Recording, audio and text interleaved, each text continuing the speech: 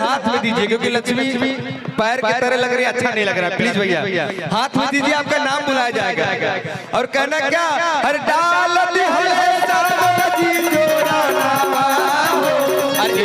फागुन के मोहिना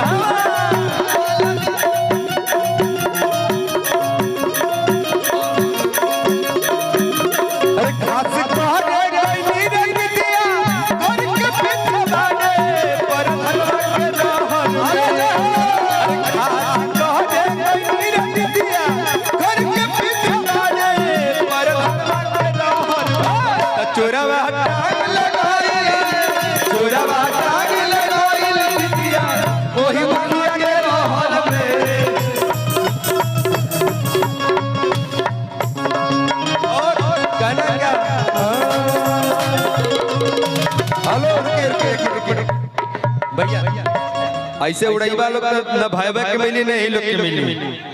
हाँ तो सरवन भैया हाथ में सवहदिया दढ़िया जन बनाई बड़ी बढ़िया लागे। भैया भैया हाथ में थमाइएगा, प्लीज उड़ाइएगा मत, प्लीज प्लीज भैया।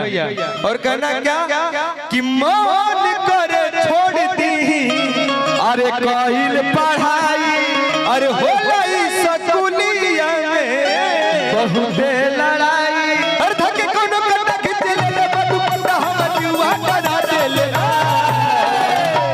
कि तहरा अखिया के और दिया तहरा अखिया के कजरा है जा झगड़ा कर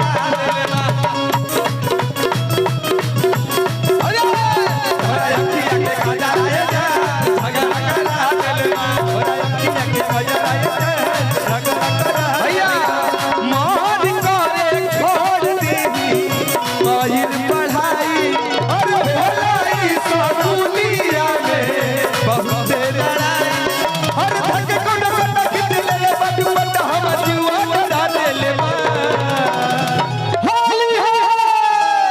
ए हेलो हेलो हेलो हेलो अब तनी होली को हो जाओ।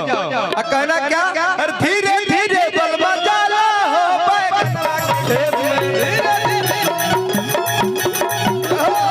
हर धीरे धीरे बलमा जाला हो बैठवा के खेत में।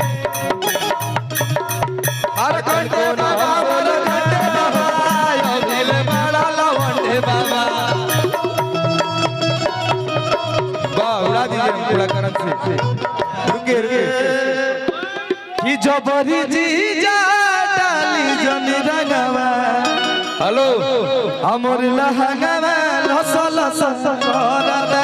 लेकिन कहे के बाका हमारे इतना सुंदर ही हमारे भाई लोग माहौल बनौले बा सरवन भैया के पूरा जन रंगवा काहे झुकत आनी भैया, हम तार भाई है ना भाई।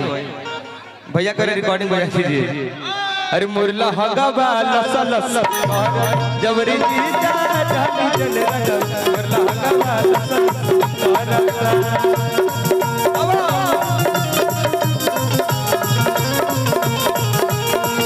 बिल्लो बिल्लो ओ अरे ससुरारी में रंग खिलेला आई दीदिया के ठोके गीता। हेलो रुके रुके हेलो रुका अब रिकॉर्डिंग हो जाए, अपना गाना नहीं होगा भैया, रिकॉर्डिंग होगा। ठीक ठीक सरवन भैया अब रिकॉर्डिंग होगा, गाना होगा ही नहीं, बैकअप कर दीजिए आप। रिकॉर्डिंग होगा भैया।